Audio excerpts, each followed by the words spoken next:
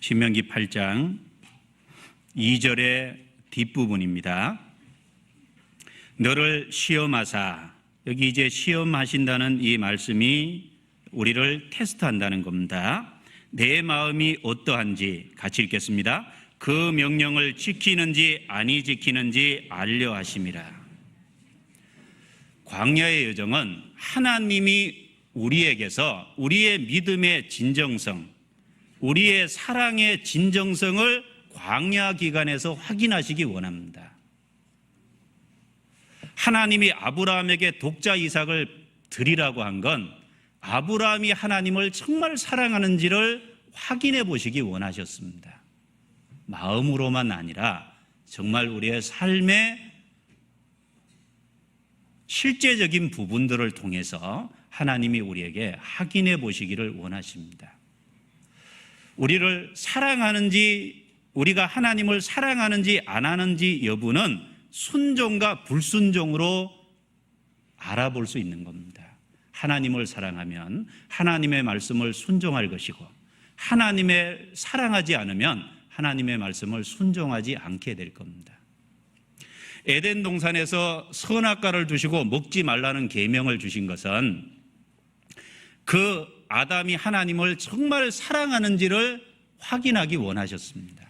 그런데 아담은 그 실패에 넘어졌습니다. 아브라함은 그 시험을 통과했습니다.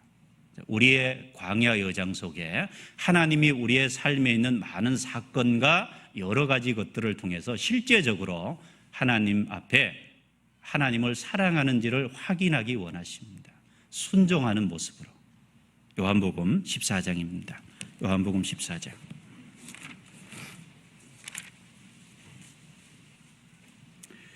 요한복음 14장 23절부터 21절입니다. 21절을 제가 읽고 23절 4절은 같이 읽겠습니다. 나의 계명을 가지고 지키는 자라야 나를 사랑하는 자니 나를 사랑하는 자는 내 아버지께 사랑을 받을 것이요 나도 그를 사랑하여 그에게 나를 나타내리라. 23, 4절은 같이 읽습니다. 예수께서 대답하여 가라사대 사람이 나를 사랑하면 내 말을 지키리니 내 아버지께서 저를 사랑하실 것이요 우리가 저에게 와서 거처를 저와 함께 하리라. 나를 사랑하지 아니하는 자는 내 말을 지키지 아니하나니 너희의 듣는 말은 내 말이 아니요 나를 보내신 아버지의 말씀이니라. 지킨다는 건 순종을 얘기하죠. 순종하는 자라야 나를 사랑하는 자니 나를 사랑하지 않는 자는 나의 계명을 지키지 않을 거다. 하나님이 광야 여정 속에 이스라엘 백성에게 말씀을 주시고 그 말씀을 순종하는지 불순종하는지 여부를 통해서 사랑을 확인하기 원하셨습니다. 그런 훈련은 지금 우리에게도 있다는 겁니다. 하나님은 우리의 마음도 삶에 갖가지 다가오는 삶의 현장에서 우리의 마음을 확인하시기 원할 겁니다. 하나님을 가장 사랑한다는 표가 뭐죠? 우리에게 있는 가장 귀한 것을 하나님께 드릴 수 있으면 하나님을 가장 사랑한다는 증거가 될 것입니다. 많이 사랑하면 많이 드릴 수 있습니다. 하나님이 내 삶의 전부면 하나님이 내 삶에 내가 생각하는 가장 귀한 것이 무엇이든지 간에 달라고 하면 드릴 수 있습니다. 하나님은 아브라함에게 자기가 100세 되어 낳은 가장 소중한 자식인 이삭을 달라고 했습니다. 아브라함은 저녁에 듣고 아침에 일찍 일어나서 자기 자녀를 데리고 모리아 산으로 올라갔습니다. 아브라함은 주저하지 않았습니다. 자기가 가장 귀하게 생각하는 그 이삭을 하나님께 드렸습니다. 여러분, 우리가 하나님을 사랑하는 증거는 순종이고 그 순종에 하나님이 귀한 것을 달라고 할 때 드릴 수 있는 그런 마음이 정말 우리가 하나님을 사랑한다고 하는 삶 속의 실제적인 모습일 거라고 생각합니다.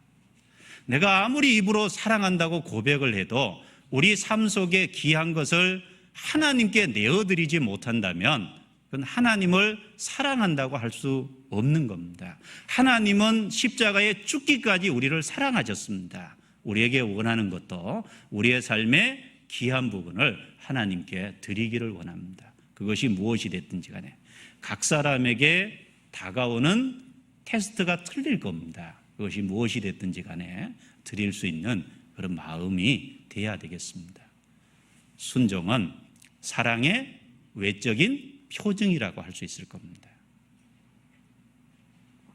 그러나 불행하게도 이스라엘 백성들은 순종하지 못했습니다. 불순종했던 건 그들이 하나님을 진정으로 사랑치 못했기 때문에 그렇습니다. 그와 동시에 우리의 삶도 참으로 불순종하는 것이 많이 있다는 것을 생각하게끔 우리의 경험상 우리의 삶을 일깨워 줍니다. 자, 고린도전서 10장 넘겨보겠습니다. 자, 우리의 삶에도 완고한 부분들이 많이 있습니다. 고린도전서 10장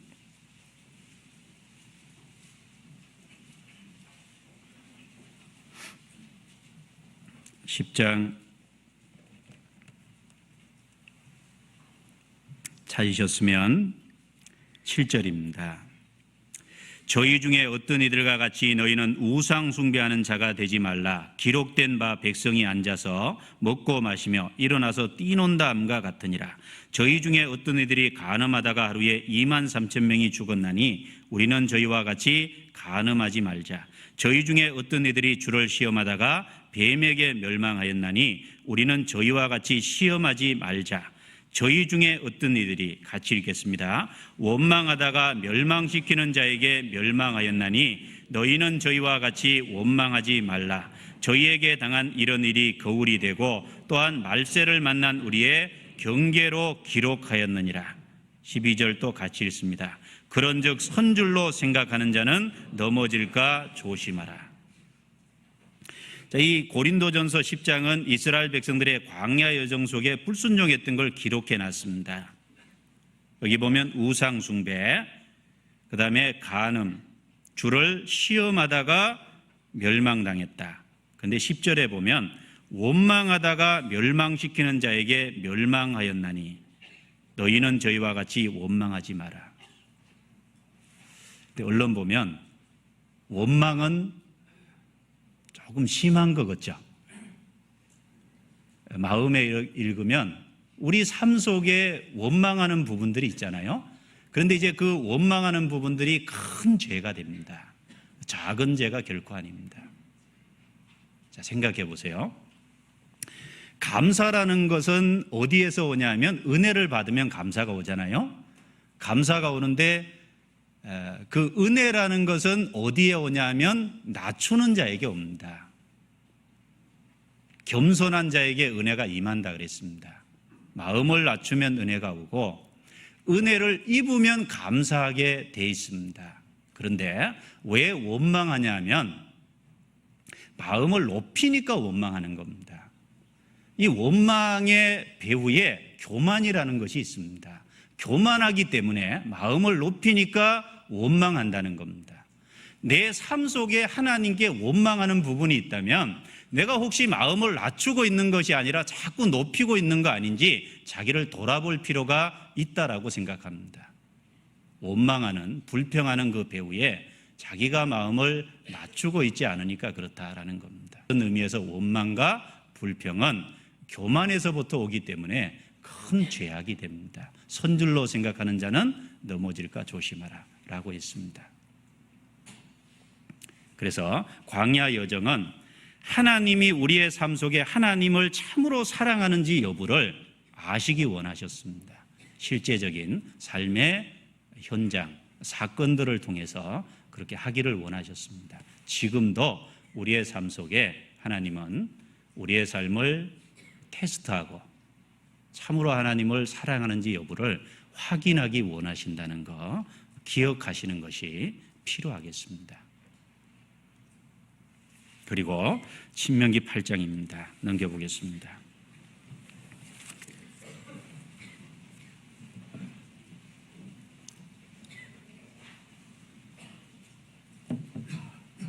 신명기 8장 3절입니다.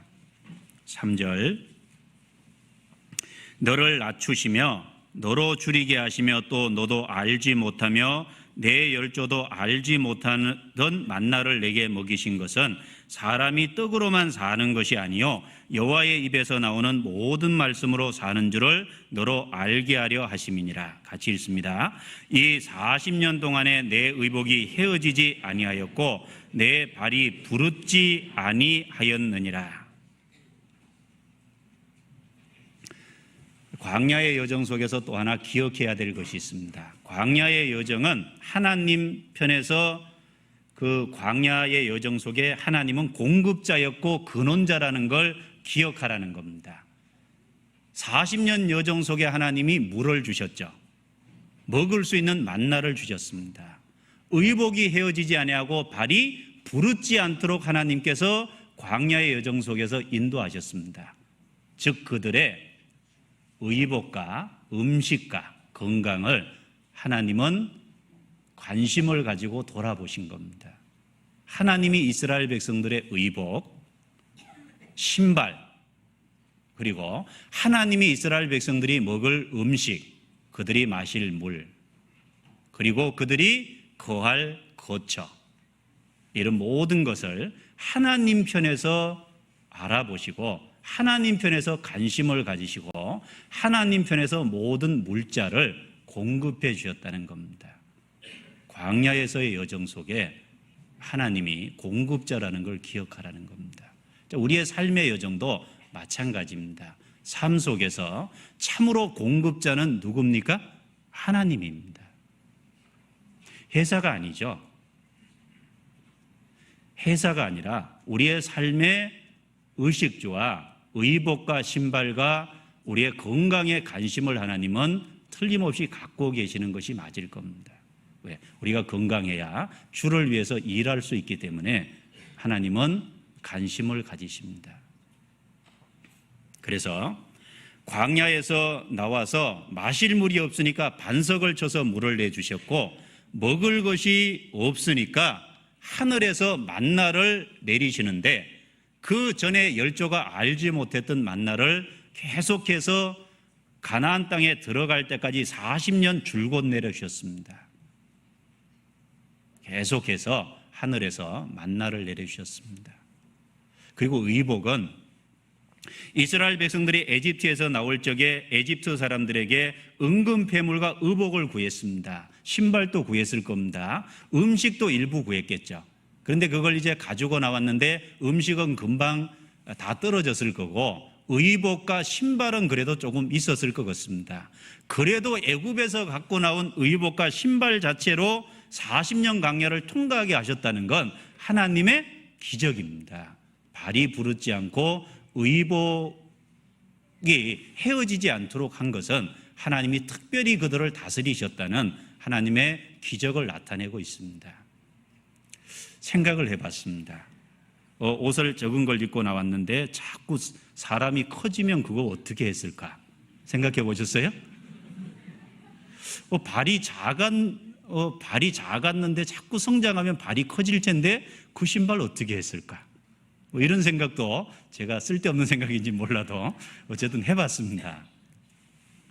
그런 생각하면서 일부는 이제 나눠서 서로 이제 체격 맞는 사람끼리 바꿔서 입었을 것도 이제 그랬을 수도 있겠다라는 그런 생각도 했습니다. 그러나 어쨌든 그 가지고 나온 것은 절대적으로 부족했을 건데 40년 동안 의복이 헤어지지 않고 발이 부르지 않도록 하나님께서 하신 건 특별한 기적으로 그들을 보호하시고 그들의 의복과 음식과 그들의 건강을 하나님은 관심을 가지셨다라는 사실을 일깨워 주고 있는 것입니다. 자, 하나님은 그렇게 하셨습니다.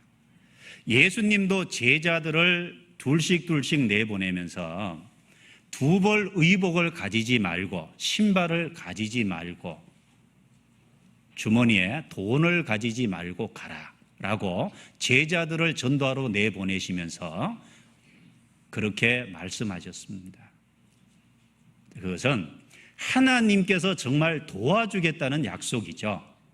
그리고 그 전도 여행을 돌아온 제자들에게 예수님이 물었습니다. 너희에게 부족한 것이 있더냐? 예, 부족한 것이 없었나이다 라고 대답했습니다. 마태복음 10장, 예수님도 제자들을 그렇게 훈련시켰습니다. 마태복음 10장.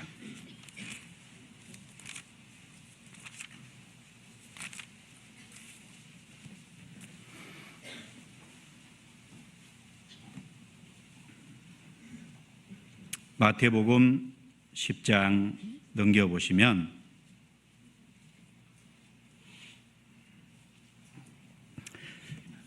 9절 10절을 같이 읽어보겠습니다. 너희 전대에 금이나 은이나 동이나 가지지 말고 여행을 위하여 주머니나 두벌 옷이나 신이나 지팡이를 가지지 말라. 이는 일꾼이 저먹을 것 받는 것이 마땅함이니라.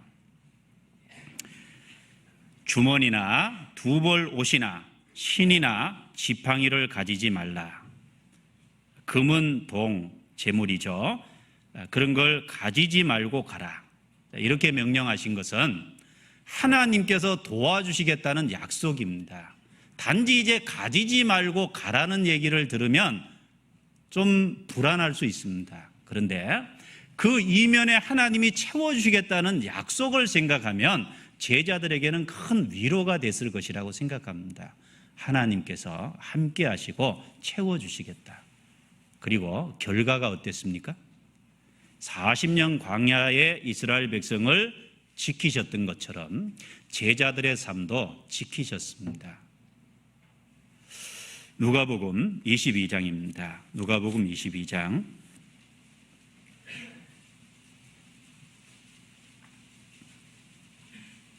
35절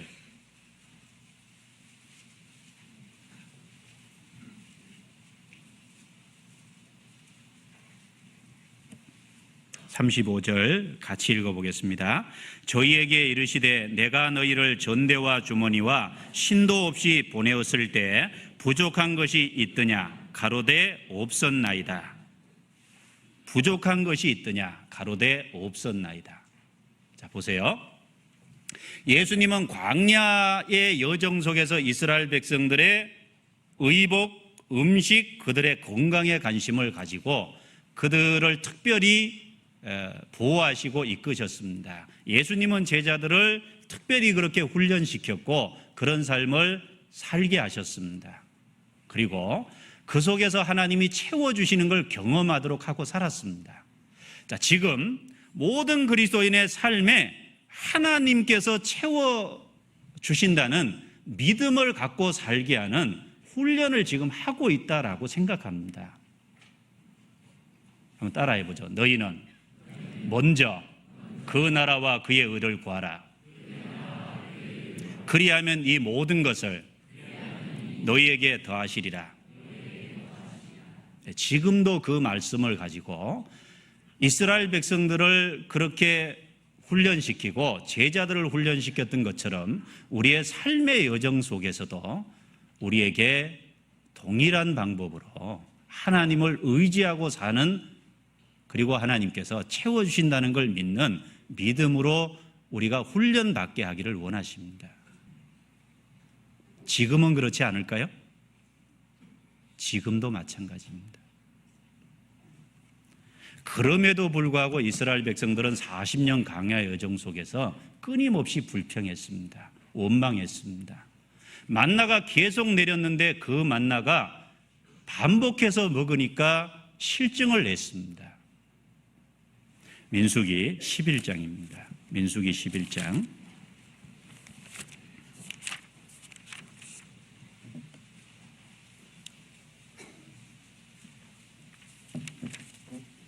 민수기 11장 4절부터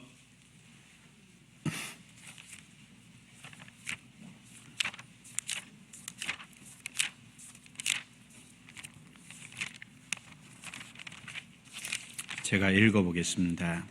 이스라엘 중에 섞여 사는 무리가 탐욕을 품음에 이스라엘 자손도 다시 울며 가로되 누가 우리에게 고기를 주어 먹게 할꼬. 우리가 애굽에 있을 때에는 값없이 생선과 외와 수박과 부추와 파와 마늘들을 먹은 것이 생각나거늘 이제는 우리의 정력이 쇠약하되 이 만나 외에는 보이는 것이 아무것도 없도다 하니 만나는 가시와 같고 모양은 진주와 같은 것이라. 백성이 두루 다니며 그것을 거두어 맷돌에 갈기도 하며 절구에 찢기도 하고 가마에 삶기도 하여 가자를 만들었으니 그 맛이 기름 섞은 가자 맛 같았더라. 밤에 이슬이 진에 내릴 때 만나도 같이 내렸더라.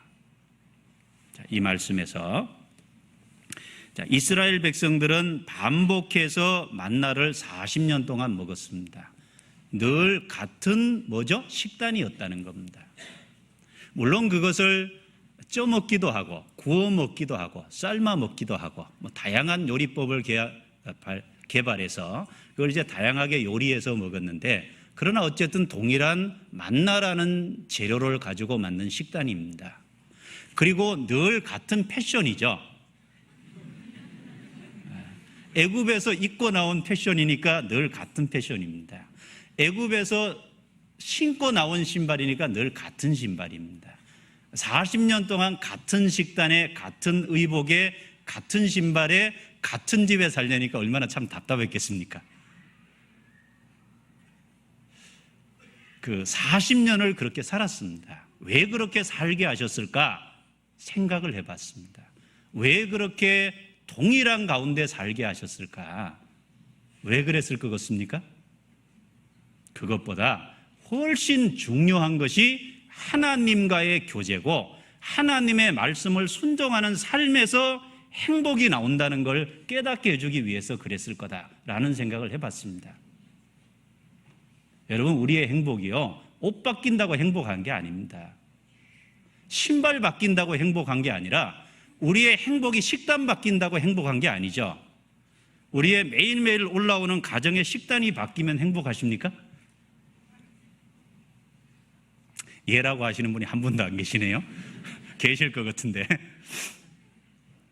어쨌든 그 동일한 것을 반복해서 계속 하게 한 건 그것이 행복을 주는 것이 아니라 하나님과의 가까이 하는 삶과 하나님의 말씀을 순종하는 생애가 정말 의미 있고 보람 있는 삶이라는 걸 우리에게 깨닫게 하기 위해서 그렇게 하신 거라고 생각합니다.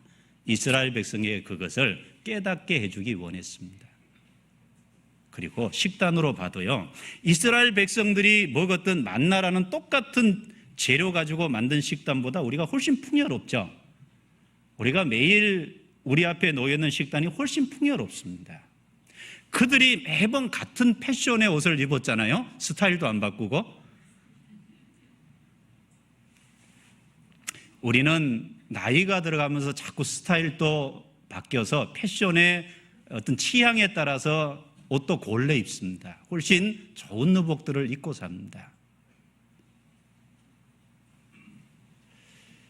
자, 그런 우리가 불평하면 안 되죠. 그런 우리가 삶 속에 정말 하나님 앞에 불평하는 건 죄악이라고 생각합니다.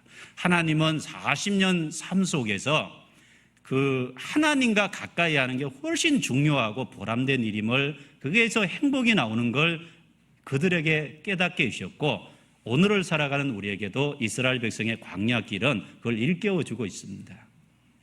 우리의 훨씬 좋은 식단, 훨씬 그 취향을 바꿔서 입어갈 수 있는 많은 의복들이 있음에도 불구하고 우리가 하나님 앞에 불평한다면 하나님 앞에 범죄라고 생각합니다.